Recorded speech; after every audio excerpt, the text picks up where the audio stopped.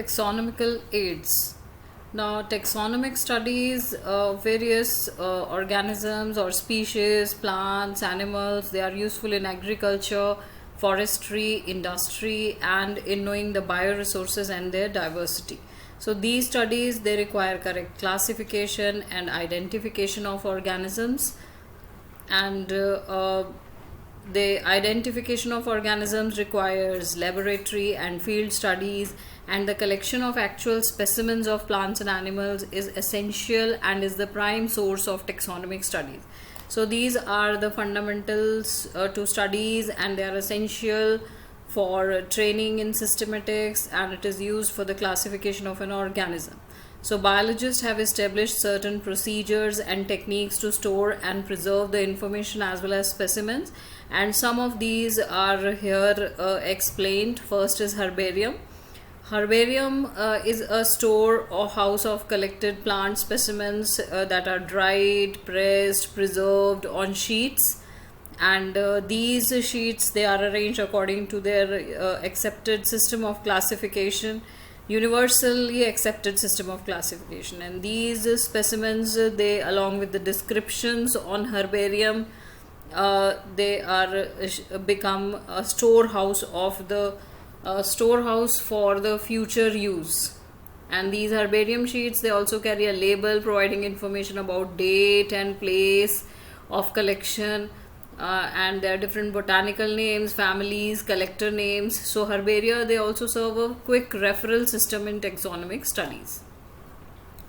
Next is botanical gardens. So you can see a picture of botanical garden here.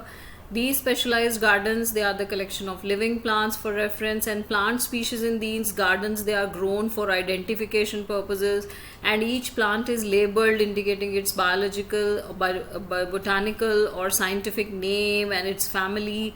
And the famous botanical gardens are at Kew English, Indian Botanical Garden, Howrah, India, and National Botanical Research Institute, Lucknow. Museums. Now, biological museums they are set up in educational institutes such as schools, colleges, for schools and colleges, and museums they have collection of preserved plants and animal specimens for study and reference. Specimens they are preserved in the containers or jars, and they in preservative solutions, and plants and animal specimens may also be preserved as dry specimens, and insects are preserved in insect boxes after killing and pinning, and large animals like birds and mammals they are usually stuffed and preserved. So museums they have collections of skeletons of animals also. Zoological parks. Now, zoological parks are the places where the wild animals they are kept in protected environments under human care, which enable us to learn about their food habits and behavior.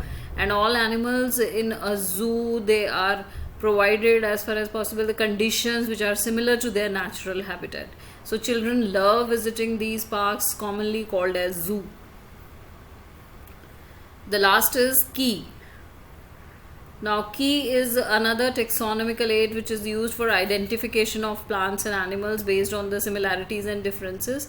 Keys they are based on contrasting characters, generally in pairs, and they are called as couplet, and they represents the choice which is made between two opposite options, and the result is acceptance of only one and rejection of others.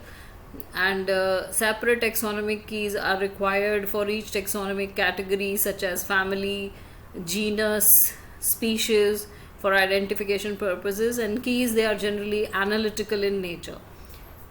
So flora, manuals, monographs, and catalogs they are some other means of recording descriptions, and they help in correct identification.